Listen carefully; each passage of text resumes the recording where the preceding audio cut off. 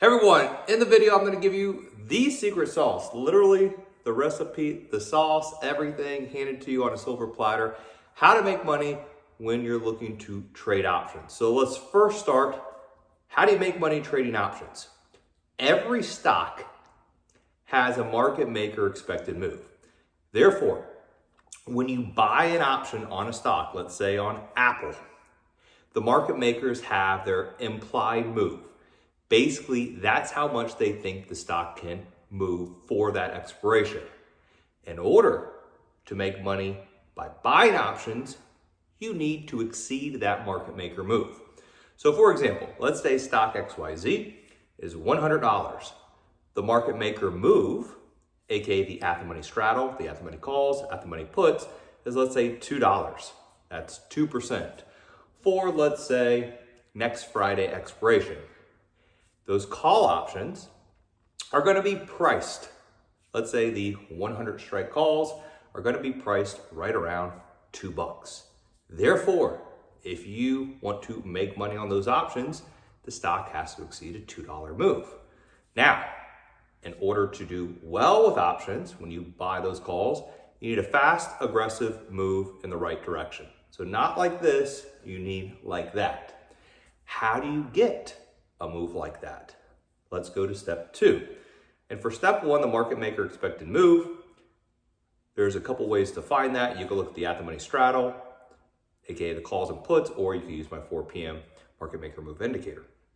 Number 2, how do you know what option to buy? How do you know what expiration to buy? How do you know what the smart money is buying? Because I don't care if you have a PhD and you know everything about the stock, you're never going to beat the market makers in the long run. You might get lucky every now and then, but everything you've thought of has already been accounted for by thousands of other people that are way smarter than you. So number 2, how do you know what option to buy? How do you know what ticker, what strike, what expiration, and how much allocation? So risk allocation is everything.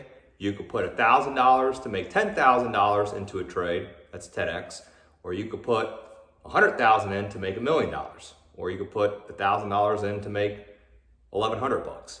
Risk allocation is key because you want to win big when you're right, and you want to lose small. Makes sense, but you have to know, is this going to be risky or not? The riskier the trade, the better the ROI, but obviously the lower the probability. So why copy the smart money is my news flow scanner. Penny option scanner, both black and white. You piggyback on the biggest trades. Why wouldn't you want to piggyback on Warren Buffett, Carl Icahn, Bill Ackman, the smartest traders, smartest investment managers, and the insiders in the world? Pretty black and white. You and your big head, look how big my head is, you're never going to exceed these people because they have information that we don't.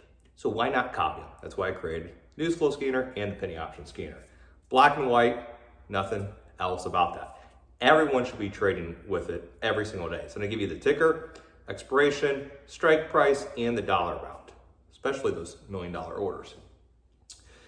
All right, so let's continue. So now we know how to make money. We need a fast, aggressive move in the right direction, exceeding the market maker. Now we know what option to buy. How do we know when to get in, when to stay in, when to take profits, and when to get out? So the number 1 rule, and especially if you're a beginner, is volume confirms a breakout. Volume confirms the breakout. If a stock has no volume, it's not going to move, right? Supply and demand. If a stock is breaking out on volume, that's what causes that fast, aggressive move in the right direction. Go back to square one. So how do you know that? Well, let's say a stock is going sideways, takes out the prior high. When it takes out the prior high, we need volume to confirm the breakout. Why? Because if you're short the stock, you're putting your buy stop over the previous high. So as the stock exceeds that breakout, all those buy stops are triggered and the stock goes up. You also have trend traders who are reactive and will put their buy order when the stock breaks out. So then you have momentum. So volume confirms a breakout, that leads to momentum. Same thing for the short side. Let's say you're betting against a company and it breaks a prior low, it's going to flush. Why? Because all those sell stops get triggered and all those sell orders hit, which is going to draw price lower. So it works from bullish and to bearish. How do you know volume breakouts if you're brand new? A couple ways to look at it. One, look for volume to exceed the 50 or 200 day volume average, but that's opinionated. The easiest way, get the master indicator or look for a breakout over a previous high. That's why I created the master indicator, so it does it for you. Very simple, and you can use that for day trading, swing trading as well. Now let's go to the last step, which is, again, a big problem with beginners. When do I get out? How long do I ride the trade, right? Which is very important because you want to let your winners ride, cut your losses early. Or how do you know when to add to a position if the stock is going nowhere, but still bullish, maybe on light volume? Well, personally, I made, again, this is all stuff I made 8, 9+ years ago. Platform X, which is a multi-time frame analysis of 4 and 8 day variable moving average, aka gives you a wave, price above the wave, stay in, price below the wave, get out. It's gonna help you stay in the winners longer, out of the losers quickly. So you know when to stay in, when to add to a position too, which is really important, and then when to cut your losses or when to sell your position. So instead of using a moving average, like a 50 or 200 day moving average, which adapts after the fact because those are reactive, it takes the prior day average, you want something that's fast acting. So what I use is I look at every time frame, 4 time frames available, some from day and swing trading, and then I use that for when we break out to get an up arrow, and then as we stay above the wave to continue to ride the position higher, which is really important because a lot of people, let's say a stock has a daily average range of, let's say, $2, and let's say you buy call options, it goes up, and then the next day it's down $1.80. Who cares? It's not down a lot, it's down $1.80. It normally moves $2 a day. So why would you get out? If anything, and the options come down in value, maybe it's a great time to add because we're still in a bullish trend. So really important. A lot of people will get shaken out. Usually when you're tempted to get shaken out or sell, it's usually the best time to either add more to the position or to stay in because the max pain is going to give you the biggest results. So then let's lastly look at the final rule of thumb. And this is, again, more for, I would say, a professional trader. If you're new, you probably haven't experienced a high vol environment. But VIX over 20, you sell vol or you sell premium. That means you do credit spreads. And VIX under 20, you buy directional calls or puts because the options are cheap. So if you're already, let's say you're trading the market and you're like, Lance, the VIX barely goes over 20 now. What you can do is look at individual high volatility stocks. So what is that? Some stocks are always going to be very high volatile. For example, you look at stocks like Open Door right now, the stock moves like 10% a day. If you look at stocks like, Tesla, Nvidia, AVGO, those stocks move 3-4% a day pretty easily. So if you have a small account or you're just worried because of the crazy moves, what you can do is you can look to do bull call spreads or sell bull put credit spreads for a bullish to neutral position. So you can use spreads to reduce your overall risk. Or, and this is something I'm creating, is I'm looking to sell high volatility stocks at the market maker move or just give myself a little bit of a cushion. So therefore you don't have to be right necessarily on direction and still get a little slice of that pie.